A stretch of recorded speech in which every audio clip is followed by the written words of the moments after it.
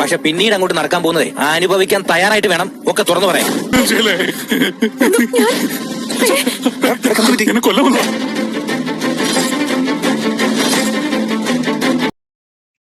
Hello! അങ്ങനെ പ്രേക്ഷകരുടെയൊക്കെ നെഞ്ച് നീറിക്കുന്ന കാഴ്ചയാണ് നമ്മുടെ സുഗമോദേവിയിൽ ഇനി വരാൻ പോകുന്നത്. കാരണം നന്ദന് ആ ഒരു കാര്യം തലയിലിങ്ങനെ നിൽക്കാൻ പറ്റാതെ മാനസിക നില തെറ്റിപ്പോകുന്ന ഒരു നിമിഷങ്ങളാട്ടോ നമുക്ക് കാണുവാൻ സാധിക്കുന്നതേ. അപ്പൊ നമ്മുടെ കെവിൻ വന്നിട്ട് നന്ദനോട് പറയുന്നുണ്ട്, നിനക്ക് വേണമെങ്കിൽ എല്ലാം തുറന്നു പറയാം, പക്ഷേ എന്തിനും നീ തയ്യാറായിരിക്കണം, നിനക്കറിയാമല്ലോ എന്താ സംഭവിച്ചിട്ടുള്ളത്, അതുകൊണ്ട് നീ എല്ലാം ശ്രദ്ധിച്ചു വേണം കൈകാര്യം ചെയ്യാൻ എന്ന് പറയാണ്. അപ്പൊ നന്ദന് ഇത് ആരോടെങ്കിലും തുറന്നു പറഞ്ഞാൽ കൊള്ളാമെന്നുണ്ട്, പക്ഷേ വരാൻ പോകുന്ന വിപത്ത് ഓർക്കുമ്പോൾ പറയരുതെന്നുണ്ട്. അങ്ങനെ എന്ത് ചെയ്യണോന്ന് അറിയാതെ ഇങ്ങനെ നിൽക്കുവാണേ.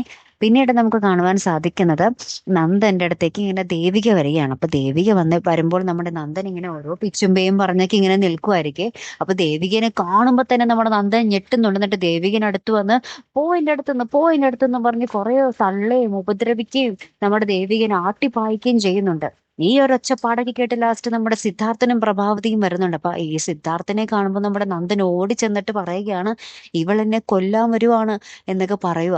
അപ്പൊ ദേവികയ്ക്ക് ഇത് കേട്ടിട്ട് സങ്കടം സഹിക്കാനാവാതെ അവിടെ നിൽക്കുന്നു. അപ്പൊ എല്ലാവർക്കും മനസ്സിലായി നന്ദന് സമനില തെറ്റിയിരിക്കുകയാണ്, നന്ദന് മുഴു ഭ്രാന്താണ് എന്നുള്ള കാര്യം. അങ്ങനെ നമ്മുടെ സിദ്ധാർത്ഥനായാലും പ്രഭാവതി ആയാലും ദേവിക ആയാലും ഇവർ ഭയങ്കരമായിട്ട് കരഞ്ഞുകൊണ്ടിരിക്കുന്ന നിമിഷങ്ങളാട്ടോ നമുക്ക് കാണുവാൻ സാധിച്ചത്. ഏറ്റവും ഒടുവിൽ നമ്മുടെ ഋഷിയുടെ പ്രേതം, അതാണ് ഹൈലൈറ്റ്. ഋഷിയുടെ പ്രേതം വന്ന് നമ്മുടെ നന്ദനെ കൊങ്ങക്ക് പിടിച്ച് നിൽക്കുന്നുണ്ട്.